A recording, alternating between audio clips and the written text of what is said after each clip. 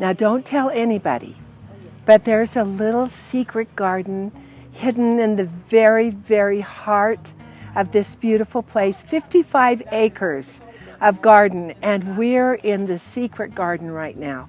And it's the day before the big show kind of opens up, and I'm so excited to show you because this is my little personal collection. I'm inviting you in to take a good look and come and see how things are starting to look. These are the very first quilts that you're going to see in the secret garden. People ask me all the time why I love quilts, and I think it's because they connect me so much with the women who spent hundreds and thousands of hours making these quilts. I could not keep from buying this because take a look at this. Some woman has individually appliqued, both applique and reverse applique, all of these beautiful baskets on each little piece. And when I put this over the top of me, I actually feel her love coming through this quilt. Now I want you to take a really close look at this because I love the little house motif. And this wonderful little piece was created for the LDS Hospital auction.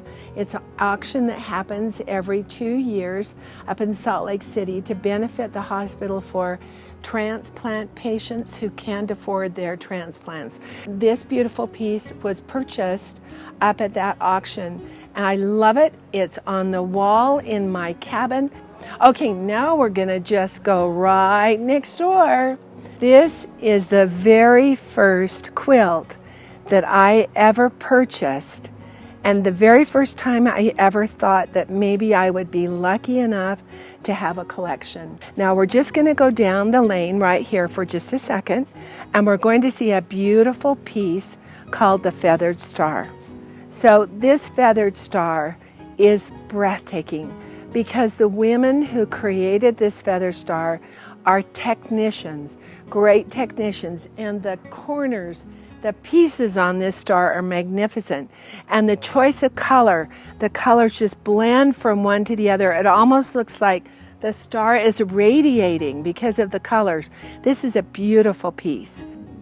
This is a piece that I had commissioned from two of my dear friends, Joyce Stewart and Ann Seeley. They worked together, they're sisters, to create beautiful quilts. I asked them to do something in honor of motherhood.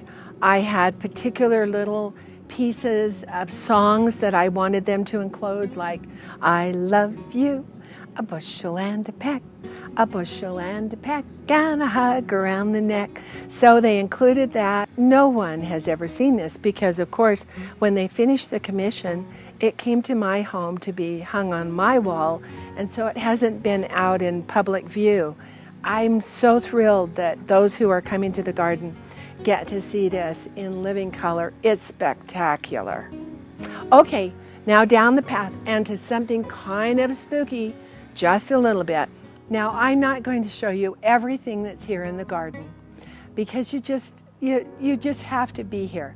But I wanted to show you the only quilt I've ever had in my collection that I've actually had to take down off of the wall. This is, I think it's a really lovely art piece. It's called 3 Times is the Trick. It's a wonderful piece from the time of the women's suffragettes. Well, because there's a picture of the women from the time period, my grandchildren have started to be spooked out by this quilt up at the cabin. They've decided she's watching them, and that if you touch her, that you can be cursed. So for the safety of the quilt, I actually finally took it down off the wall. Okay, now we're going to skip and walk quite a ways in the secret garden and see the masterpiece of all. This is probably the most spectacular piece that I have in my whole collection.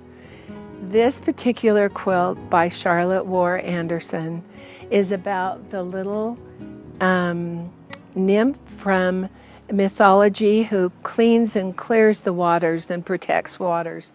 If you could see the applique and reverse applique, and then quilting on this piece, I'm telling you, your jaw would just drop.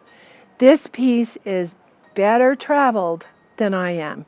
She has been all over the world to be displayed everywhere, and wherever she goes, she takes prizes. Not only that, but she was juried and was found to be one of the century's best 100 quilts. If you were to come to the gardens this weekend and see no other quilt but this one, I believe it would be worth your trip. She's breathtaking, and the little tiny quilting, hand quilting that follows the path of even the riblets in the pond and off the quilt is breathtaking. Come out to the quilt show. It's going to be fabulous. Thanks. Bye-bye.